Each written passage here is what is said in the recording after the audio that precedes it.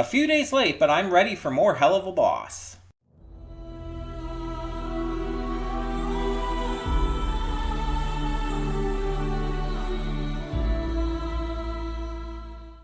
Hey everyone, welcome to Prince the Gay. I'm your host Connie, and today we are here with Season 2, Episode 10 of Helluva Boss, Ghost Fuckers. So, I unfortunately did find out the title of this ahead of time. I try to avoid that kind of stuff because I don't want to know about it. Luckily, this doesn't really tell me much of anything. But yeah, I did know that ahead of time. And I want to also preface this with saying that I do know Millie has a notable role in this. I don't know in what way. I don't know what her role is. I just know that she has a notable role in this. I otherwise managed to avoid all other spoilers over the course of this past weekend, so I don't know what else this entails. It's the October Halloween episode. We're getting episodes for October, November, and December, all in a row. And based on the title with being Ghost Fuckers, I assume it has something to do with that. I assume it has something to do with ghosts, with spooky shit. And I'm all for that. That sounds like a fun idea.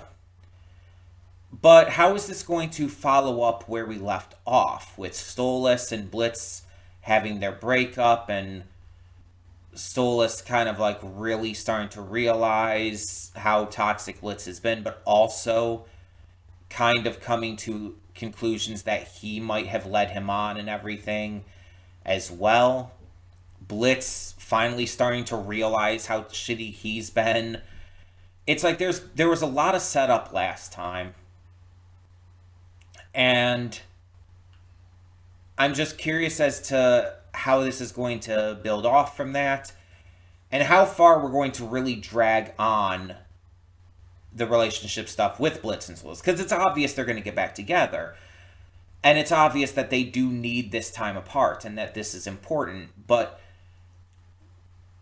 I'm just wondering what they're going to do with it. I feel like Blitz needs help. Blitz needs to get some help and needs to work through some shit.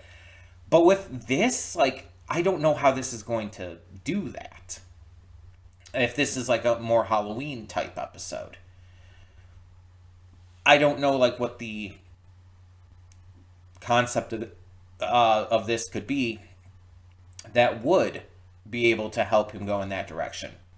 Of course, like I said, I don't know what this is about, so maybe it's not about that. Maybe that's just in it, but the episode is more actually about Blitz kind of going through some shit and maybe bettering himself to some degree. And he's started to work through that. He started to understand things. He started to acknowledge his mistakes. He's making progress. Slowly, but he is making progress. So, yeah, I'm curious as to where this is going to go now. I'm curious as to what more we're going to get, how it's going to advance, and hopefully it ends up being really good. The series has been very consistently good for the most part, maybe outside of a couple of the shorts, but for the most part, the series has been really good, especially with the actual episodes. Let's just get into this and see what this one has in store for us. Cutting in here real quick to remind you of all the awesome content we have on the channel. Between Monday and Friday, we have a plethora of awesome series reactions, with 2 on Wednesday. We also have movie reactions every Saturday and Sunday. I pre-record them during the week, but upload them on the weekend. And don't forget about the gaming channel. We have Baldur's Gate 3 every single day. We have Horizon Forbidden West every Monday and Friday. Tuesdays and Thursdays is Life is Strange Double Exposure, and Wednesdays and Sundays is Beyond Two Souls. On Saturdays, we have both Poppy Playtime and Nier Automata. And on top of that, don't forget to click the link in the description below to get to today's reaction. I redirect everything just due to copyright. You know how it is. And don't forget to subscribe to the channel and like this video if you want to see more awesome content such as this. Thank you so much for tuning in. And for now, let's get to today's reaction. And we are back, and we'll begin with spoilers in 3, 2, 1, now. Hey, all of you Millie haters, all of you people out there who like to complain that Millie just didn't have character, didn't have development, was so lesser written than all the other characters. Come here for a second. Come here. I got something for you. Take that. Take that. Millie has always been my favorite character. I've made no secret of this. She's amazing in terms of personality, character, design, humor, for the sake of the series and everything. Her interactions with other characters. She's such a fantastic character in her own right. And people would constantly bitch and complain and whine constantly that, oh, we're getting another Moxie episode, we're getting more with Luna, we're getting more with Blitz, we're getting all this stuff with Fizz and Asmodeus. Why aren't we getting anything with Millie? Millie's so underdeveloped compared to everyone else. It's like, shut the fuck up. Like, every time I heard this, it's just like, it's like I have a very specific vein in my head for this kind of annoyance. Because these people were constantly saying, like, oh, Millie's a shit character compared to everyone else because she doesn't have all this development and everything. It's like, there's so much fucking wrong with that. Because, one, a character doesn't need to have constant development and growth as a character to be a good character. Just putting that out there right now. A character does not have to develop and grow to be a good character. And it's ironic because a lot of people who hate on Millie are people I have actually seen, you know, praise and defend Aang from Avatar: The Last Airbender, who honestly now has very much less actual growth and development as a character than Millie. It's like Aang is the same character at the beginning and the end of the series, pretty much, for Avatar: The Last Airbender. With this episode, Millie has more character development than Aang ever did. And I'm not saying that Aang doesn't have any. He does. But it's so little compared to most of the other characters in the series, especially when you get to the likes of Zuko. It's like, even Sokka has better development than him. And I'm not saying that Aang's a bad character. In fact, the point is that he's not. Aang is a great character. But it's like these people who love Aang are hating on Millie when, like, but prior to this episode, they had pretty much the same amount of development and character to them. It's just like, and that's all they hate on Millie for, by the way. It's their only reason. It's their only reason for hating Millie. It's their only reason for seeing her as one of the weaker characters in this series. They have nothing else. They just consistently bring up that she's not as well developed. And it's bullshit. It's just that she doesn't have as much trauma as the others. Moxie, Blitz, Luna, Fizz, they all have more trauma and need to develop and grow as people because of that. They need to work through a lot of shit. Millie doesn't have that. Millie grew up in a reasonably happy situation. Like, yeah, it's mentioned that her parents maybe treated her siblings a little better than her, but it only a little. She's very much loved by her parents greatly. And and the only way that they treated her siblings and in any way better is just by letting them do more, really. Again, it's still made very clear that they adore the shit out of her. And they treat her exceptionally well, and she has an extremely good relationship with them and the rest of her family. She doesn't come from trauma like Blitz does. Blitz has a shit ton of trauma in his past. We see a lot of it in this episode, but we've seen quite a bit of it in the past and learned about quite a bit of it in the past as well. We know Moxie comes from trauma with everything with his father and mother and everything. Luna comes from trauma being an orphan and everything. Fizz has been through shit. It's like these are characters who've needed to grow and develop. Millie is at that point where she's kind of already been through that. And we see that in this episode. We see that Millie has already gone through her development. That her growth has happened. And you know there's going to be some people, it's like, oh, but then why have that be like prior to the events of the series? Why couldn't you have had her development happen in show? It's like, because not everybody develops at the same rates in the same way at the same times in their lives. People can grow and mature when they're younger. And with considering this show takes place at a very specific point in time, it's like, why would that have needed to be shown? She already went through that. She's already done with her development and her growth. And now she gets to be here for the others. Because think about it. Let's look at their group. Let's look at IMP. If you think that anyone else could even possibly be the rock of which Imp is built and functions on, you're fucking delusional. Blitz, Moxie, Luna, they're a mess constantly. None of them are the rock on which the foundations of this company are built and function.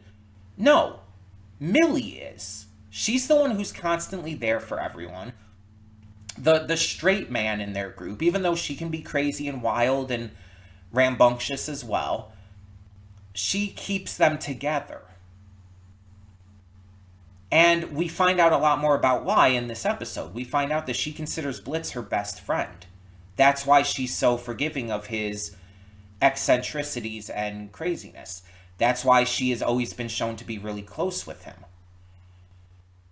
Because after leaving the farm, she kind of had nothing. Due to Rathians apparently being heavily discriminated against, I guess even amongst imps, she was forced to kind of become this assassin and had this instant distrust of everyone around her. She only ended up going with Blitz because he was crazy enough to interest her.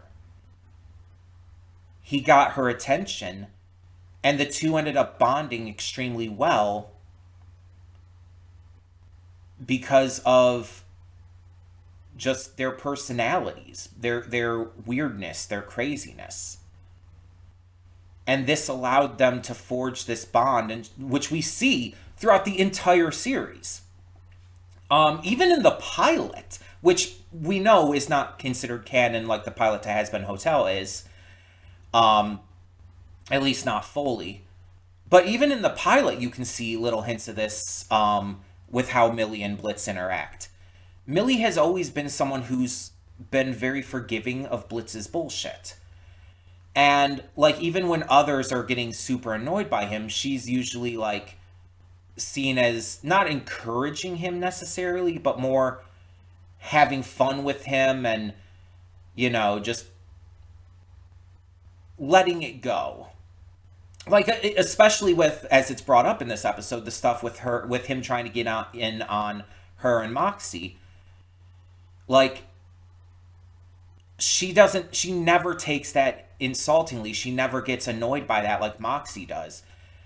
And even though she clearly doesn't let it happen, she doesn't let it, like, you know, go to that that stage where he would actually become like a third to them. She never gets angry at him because she can always tell that it's like he's coping with shit. And so her kind of like being his straight man here and allowing him to realize that he does have someone who not only cares for him, but is actively there for him, is such a brilliant move here. because it allows it to recontextualize all the stuff from the previous episodes, as well as showcases exactly how their bond works, what her role in this company is. Like, this episode almost feels like a big middle finger to all the Millie haters. Basically telling them, like, Millie is the most important member of this team.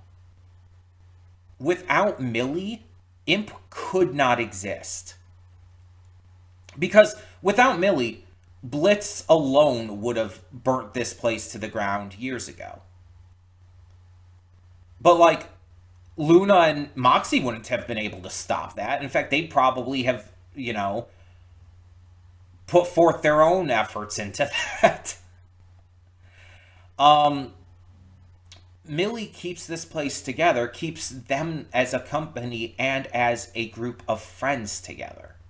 And, well, in her, Moxie's case, spouses, but still. She keeps them together by kind of facilitating things.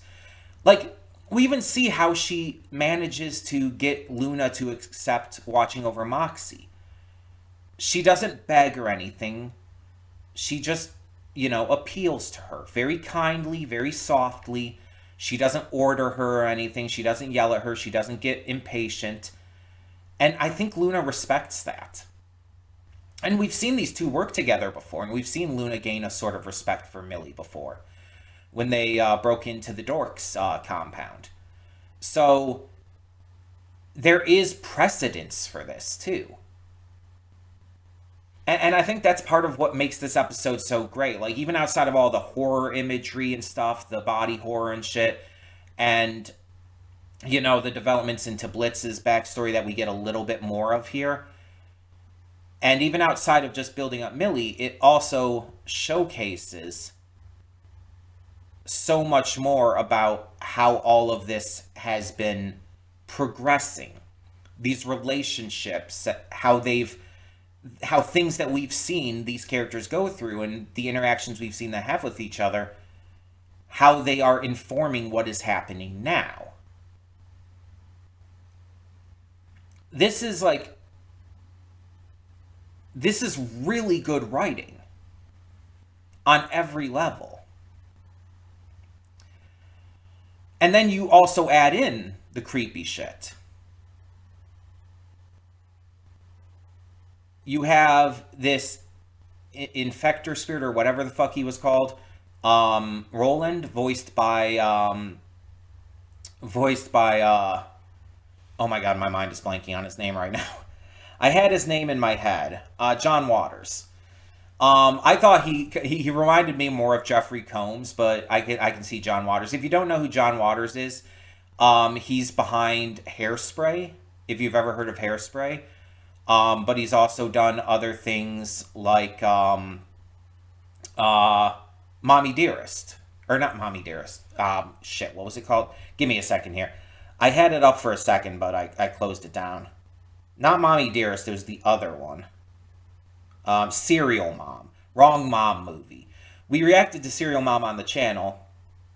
And he's known for that. He's also known for Crybaby with Johnny Depp. And Pink Flamingos, which is a movie starring the late drag queen Divine, who he was best friends with. And John Waters is known for breaking a lot of boundaries, especially in regards to the queer community and stuff. It's a big deal with him and everything. So having him be in a series like this that is exceptionally queer makes a lot of sense and works extremely well. Especially when you have, in this specific episode, characters who are cross-dressing. So it's you know what? I really dig that casting choice. Also, that's a pretty big casting choice. I think this is probably the biggest casting they've had since Norman Reedus, maybe. John Waters is a pretty well-known director and writer and everything. He also does do acting here and there as well. It's it's pretty wild. to have him be in this. Um, and again, I think the reason why I thought Jeffrey Combs at first was just because of Stream. Great movie and everything, and it's just because he kind of has a similar look to that in Stream, so it just kind of made me think of it. Plus the hotel thing. I liked his abilities though, and having like the more fishy design kind of reminded me of Glitz and Glam. Are their names right from the clown show? Um, they were also like very siren like and whatnot. So I wonder if like there's maybe a connection between their specific types of Hellborn. I'm very curious about that. But we see like his abilities. He can infect people's minds and whatnot, and even possess people. Just slime around as like this black sludge kind of stuff. He's also he. I mentioned in the reaction he plays by Fishman rules with blah, blah, I can't speak. Which, if you don't know, is a One Piece reference. There's a race of characters in One Piece called Fishmen, who, when they're in the water, they are stronger, faster, just overall, like, upgraded, rather than when they're on land. And that seemed to be the same thing here. When he was in the water, he was much faster and stronger and was able to subdue his opponents much easier. But yeah, electronics in the water, definitely his weakness. Makes sense, I guess. I loved his design. I love John Waters' performance. He was a great villain for this. And I really love the horror imagery. There's a lot of body horror in this, like just all of the different versions of Millie that we see in this. Even with seeing like Blitz's mom like fall apart and everything before him, the eye popping out and shit. It's like Jesus. Lots of great visuals here that feel very mature even for this series. Like they could have gone further, yes, but I still feel like it's like that's actually pretty gruesome. That's actually pretty legitimately gruesome. Also, for a split second, I thought we were going to hear Blitz's mom's voice for the first time, but instead it was just replaced by Roland's. Um, but it's like a lot of interesting visuals to this one. Um, I like some of the random human designs too, like the one that just in my eyes looked like Vaggie. Of course, you have the old couple. Um, just just all kinds of like fun little stuff. A lot of like when the old couple's chasing them, it was very Scooby Doo like, which was very clearly the intent. Yeah, I really enjoyed a lot of the concepts here, and even getting Millie's backstory. It's like getting to find out like how she and Blitz first met, and like we find out that okay, Moxie had seen her because she stole their contract. Moxie had witnessed this, but she didn't see Moxie at the time. Um, Blitz ended up convincing her to join in on his venture. That's how she met, Moxie, how she truly met him, and how they ended up falling in love. We don't really get to see them falling in love. That would have been really cool if we had, but getting to know though that this is all like is connected in this way is still pretty great. And to see that Millie herself did struggle with self-esteem issues and a lot of problems like that, just like Blitz, just like Moxie and everything. To see that she even felt like she wasn't worthy of like the office is pretty wild and interesting. And it shows that like although she has gone through her development and growth already, that she does still have her insecurities too, because everyone does.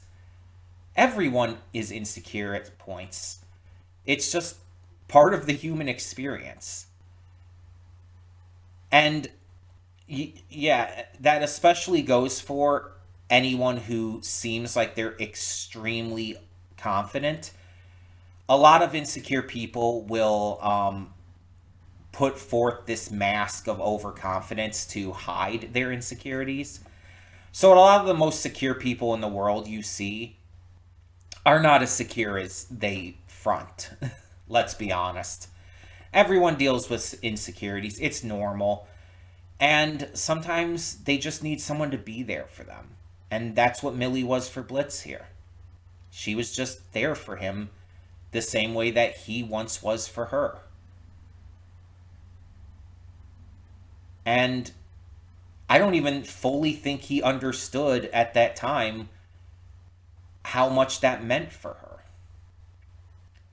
And I don't even think he entirely knew that she needed to hear that. He was just acknowledging how skilled and talented and, crazy she is, and saying that he needed her for this.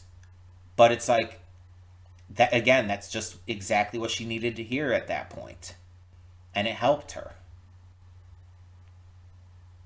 Also, we know that Millie had long hair in the past and everything, because this has been shown like through like her wedding photo with Moxie and stuff. But I like getting to see it, especially with that like really long tied back, fluffed up ponytail. It's like I really like that hair on her. Don't get me wrong, I love the short hair too. It's great, but it's like I really like her with long hair as well. Um, and I like her two new outfits in this one. Her cameraman outfit was kind of reminiscent of the one when they were at camp, where she was pretending to be the brother and everything to Moxie's character. I think it was just using the same hat, and that's why it reminded me of. But I like the tank top and all. I like tank tops. You know, tank tops on girls is just chef's kiss, just perfection. It's just absolutely attractive every time. No notes, no questions. Girls wearing tank tops, just hot. Awesome. Love it. um, but I also love her like almost biker chick look uh, back from when she and Blitz first met. I really can't wait to see some of the fan art for this. It's going to be pretty good, I feel. Um, there are also a few moments during the episode, by the way, with her being in the tank top and stuff. I don't know if it's just me and maybe me just imagining this because of my preferences, but was anyone like seeing Millie and thinking she looked a little buffer than normal? Maybe it's just me because I really like buff women. Um, and I've never necessarily thought of Millie as buff. I've kind of seen her as maybe like, I guess, average in terms of physical muscle size and everything for her size. I've never really thought of her as buff. But I'm like, I'm seeing her in this episode, and maybe it's just the tank top. Maybe that was doing it. But I don't know. For some reason, she looked like she had a little more muscle definition to her arms, specifically her arms, than in previous episodes. Again, it might just be because of the tank top. It might be because like I've seen a lot of like shows or art or whatnot where characters in tank tops, female characters especially, are shown as being a little buffer. Maybe it's just because of stuff like that. I don't know, but I don't know. It felt like she had a little bit more definition than normal. Moxie going into full panic attack mode because of everything, because of all the bills issues and everything, is great and hilarious. And you have this client, who I think was the Jinx Monsoon character mentioned, who's just like this person who was killed at this hotel and everything, by Roland apparently. And she was like, just, I don't know how to describe her, but you know that kind of character. You've seen that kind of character in various things. You might have even seen people like that in real life, where it's just like you try to tell them something they don't quite understand, but they're like not like mean or anything about it. They're just maybe a little annoying about it. I don't know how to describe like what that kind of character would be like, but yeah, really interesting portrayal there.